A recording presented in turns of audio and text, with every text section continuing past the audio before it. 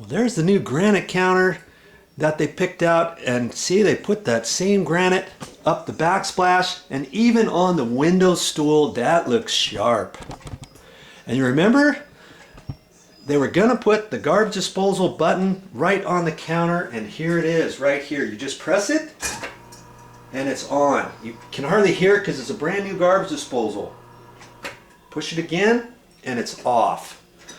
Simple as that.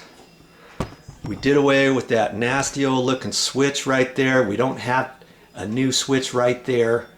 And you know, here's their electrical outlet they left. They had to cut that into the backsplash, but they did it. That looks really good.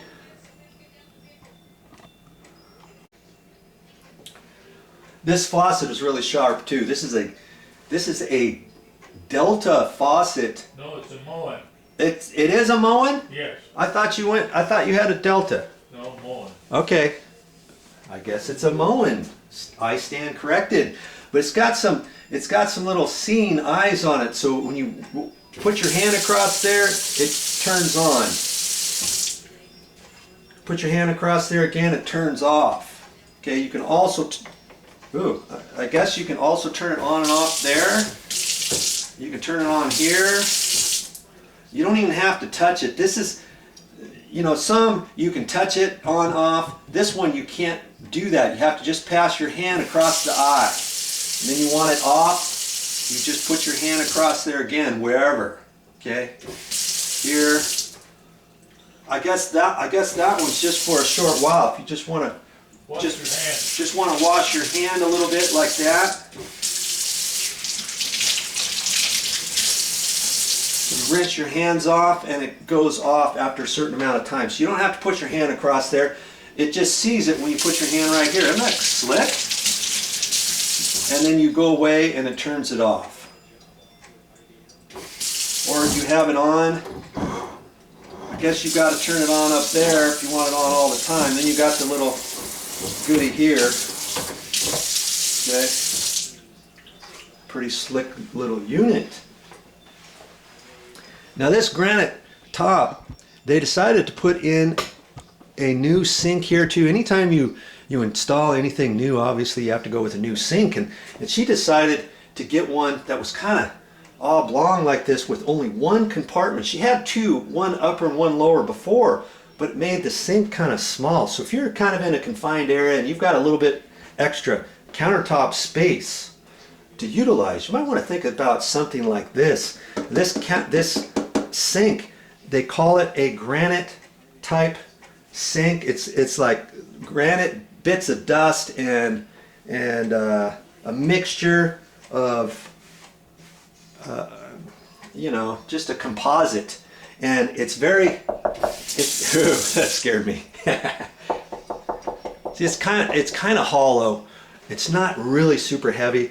Now the installer said you could break this if you happen to drop a bowling ball in it. It could crack. That's about how durable they are. So, you know, no sense having your bowling ball around here anyways, right?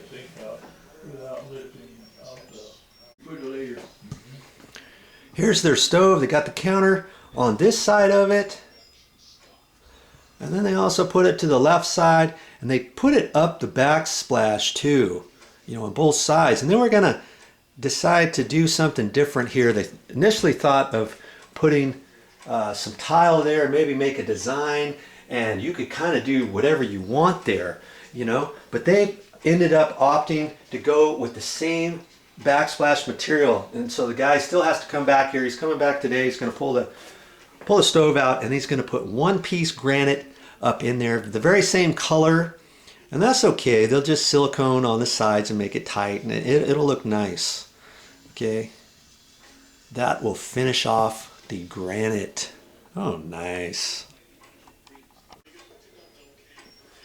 Now if you're not sure what type of edge to put on your granite, this is called a bowl nose, and that's very nice. They've got other ones too, different types of designs, and they ended up deciding for that. And you can also get a larger bowl nose, and then it costs more because there's two pieces and it's a little bit different to make. Now this top one here, this bowl nose is a little bit bigger than this bull nose, it looks like. No, I guess it's the same. It's the same. That just finishes off everything very nice. Okay, but there are different types of designs, so pick the one you like. Now the reason why they put white up there, and I kind of like that. I don't dislike it. I initially thought with the oak cabinets it might look kind of, you know, unnatural to a certain extent. But see, they installed the crown throughout the kitchen, and it went in to the little dining area. So the crown looks nice. They even wrapped around this cabinet here too. And then they extended it out into the main living room. And they went all the way through there. Okay. And they also went down the hallway. I see what they did around the register up there. They had to do something because the register was up there. They finished that off quite nice. Cut pre-finished corners, or they cut them and made it look professional. Now down the hallway they did it, and they went through the little kitchen or the main hallway entrance, and so there was no real place to stop or start any other type of trim in the kitchen area where the cabinets are. Because they did the whole thing, everything ties in. Now, if they were just doing trim above these cabinets, I would never recommend using the white, you know, if you're just doing a little kitchen area. Unless, I mean, I guess it's a preference thing. But because they did the entire room and everything else, it all ties in, doesn't it? Okay, I like that. Now we'll probably come back. I'm hoping to come back when the painter's here, and he's going to give us a few tips on how to cover the nail holes and stuff. Because on this trim, after you install it, you're going to want to cover up the nail holes. You don't want to leave that. And if you caulk it and just wipe your finger on it, you know, lots of times the caulking has a tendency to dip in. Now way up high, you probably are never going to see it. But he told me he had some special material he uses for that.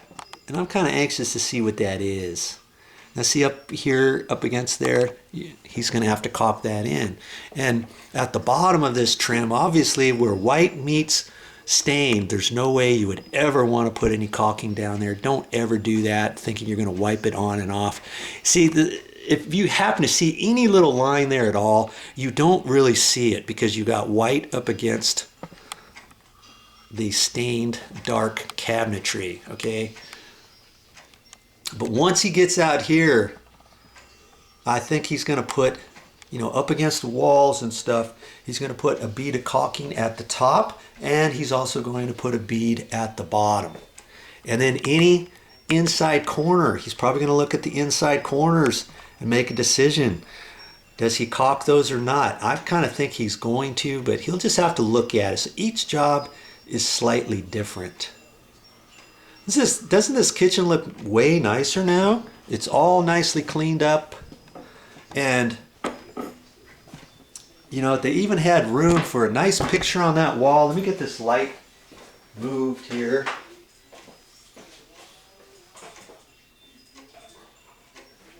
They have not installed the new mini blinds, whatever they're going to use over there, but this wall is a nice focal piece now. They can put some bright colors on here, and this is what they chose, this nice picture here. Very nice. If they ever get tired of that, they can take it down, put something else up there.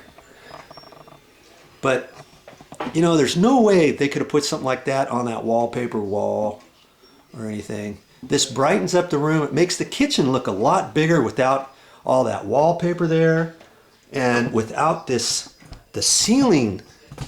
Remember, we had that ceiling in here, that recessed or that T-bar type grid system up here. There, we took that out too, and that extends the room now. It brightens it up because we put the eyeball can lights in there, and we painted everything nice white, and it just makes the kitchen more friendly, user friendly, especially with these countertops and everything else we've done in here. And they installed a new floor. Now this is linoleum, believe it or not. It almost looks like tile, doesn't it? Yes. So you can get different types of linoleum and figure out what you want. That reduced the overall cost. Instead of installing like travertine type panels down on the ground or something like that. And it's looking good. What do you think, Mr. Inspector? I'm surprised on that bed trim around the top of the cabinet. You like that crown molding? Yeah. I think it came out very nice. And what about the granite countertops? You like that? Very nice and clean. Very nice and clean. And the way it works, the way the faucet works. Yeah, that's a cool faucet. And I like the garbage disposal they installed. They put a nice upgraded one, a nice quiet one. And they even got the soap dispenser back in there, and I really like that button for the garbage disposal right here. That's pretty good. Yeah, I like that. And your plug works fine underneath? Yes, the plug works fine. We've cleaned that up where the telephone jack used to be. Doesn't that look way better now? Yes. There's no wires sitting on the countertop. There's no wires coming down, plugging into the wall over there for the telephone or the little box that plugged in for the alarm system there. We got all that stuff underneath this cabinet, counter, desk unit right here. And we did that even after the painter came and he did all the spray texturing and all that. It's a good thing we figured out how to get those wires down there, huh? Remember? You helped me fish all those wires back behind the dishwasher. Yes, we did. And that's how we did it. We took power. We had to get power underneath that desk unit. If you've been watching my videos, you saw exactly how I did that. I grabbed power from underneath the sink and we fished it behind the dishwasher, behind this cabinet, drilled a hole in there, fished it up into the wall, and we installed a cut-in box right there for the new electrical outlet. We relocated the telephone jack because that telephone jack used to be up here where this plug was. Yep. Where this electrical outlet was. Then my uncle, the other inspector, here he is. Hey, I love your kitchen now, by the way. Yeah, good. Yeah. He had the bright idea of putting he says, hey, how about if we put an electrical outlet in here? Because I was thinking about just patching it and getting the taper back here and all that. He came up with that, so we didn't have to patch that, and the power was right there, and because I didn't have that hooked up yet, I easily pulled the cut-in box out of the wall, fished a wire from there up to here. We installed a new cut-in box up there, we put that electrical outlet up, and kaboom! We relocated the wires that go to the telephone. We fished those behind the cabinet right over there, and this looks all nice and clean now. Now the only other thing they're doing in here is they're going to install some new blinds. Shutters. Oh, shutters. They're going to put shutters here. That's going to look really nice too. Okay, so for the time being, they just got this up here for at night. They can just kind of close those. Shutters, that'll look nice too. And I really, again, I love that picture there that you guys picked out. Good. That's very good. Okay, well. Is there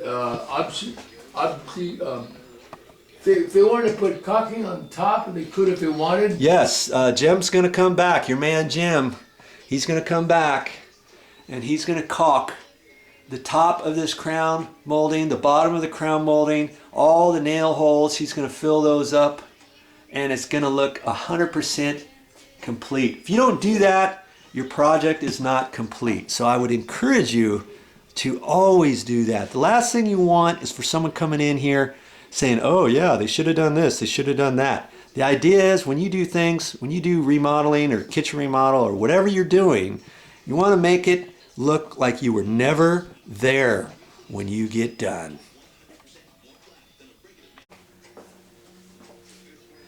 Well, that's all I got for today, but I'll be back with more videos.